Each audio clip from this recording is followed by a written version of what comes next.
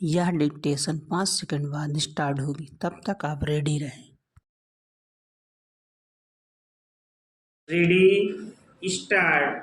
महोदय, भारत ही नहीं सारी दुनिया आज विज्ञान और प्रौद्योगिकी के द्वारा लाए गए परिवर्तनों के कारण महान परिवर्तनों की ड्योढ़ी पर खड़ी है।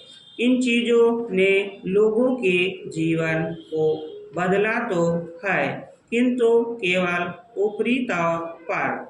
आज हमारे पास ऊंची ऊंची और सुंदर सुंदर इमारतें हैं। खेती बाड़ी के कुछ आधुनिक तरीके भी हमें मालूम हैं, लेकिन आज हमें एक नए प्रकार के मानव की आवश्यकता है। ऐसा मानव जो विस्तारशील ज्ञान को वास्तविकता उच्च जीवन के लिए उपयोग कर सके। मेरे विचार से गांधी जी ने यही करने का प्रयत्न किया, एक मानव निर्माण करने का। मैं नहीं कह सकती कि मनुष्य का स्वभाव जैसा है उसे देखते हुए आज की दुनिया में ऐसा करना संभव होगा या नहीं, किंतु इस दिशा में प्रयत्न करना उपयुक्त होगा और केवल बुद्धिजीवी ही इस तरह का प्रयत्न और दूसरों का मार्गदर्शन कर सकते हैं।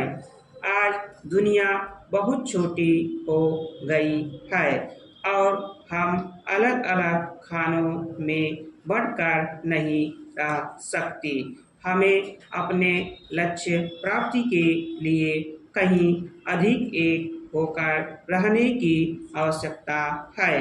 हम लोकतंत्र में विश्वास करते हैं। एक तो संसदीय प्रणाली की सरकार के अर्थ में, दूसरे उस तरीके में जिस तरीके से हम अपनी पार्टी में और अन्यत्र काम करते हैं। पर लोकतंत्र रूपी हमारा ताज़ा पानी कभी कभी जातिवाद, सांप्रदायिकता और सामाजिक रीति रिवाजों इत्यादि के सड़ते गड्ढों में बंद हो जाता है।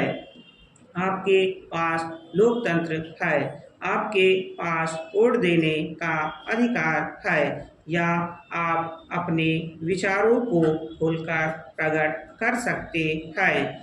इन सब के तब तक कुछ अर्थ नहीं होते जब तक आप इस प्रक्रिया से सामाजिक जीवन में परिवर्तन की नई धाराएं उत्पन्न नहीं कर देते, जो हमारे लोगों के हर वर्ग और स्तर में समा जाएं।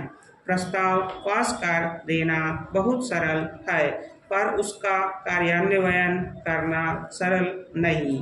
हम जानते हैं कि स्थिति या पद में कुछ लोगों का निहित स्वार्थ हो जाता है और कुछ का किन्हीं दूसरी चीज़ों में, लेकिन सबसे बड़ा निहित स्वार्थ है भय, जो जाना पहचाना है, उसे परिवर्तित करने का भय।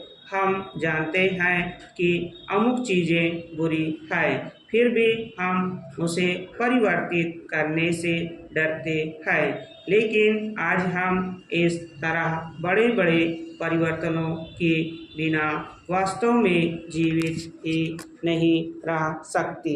हम परिवर्तन कैसे लाएं?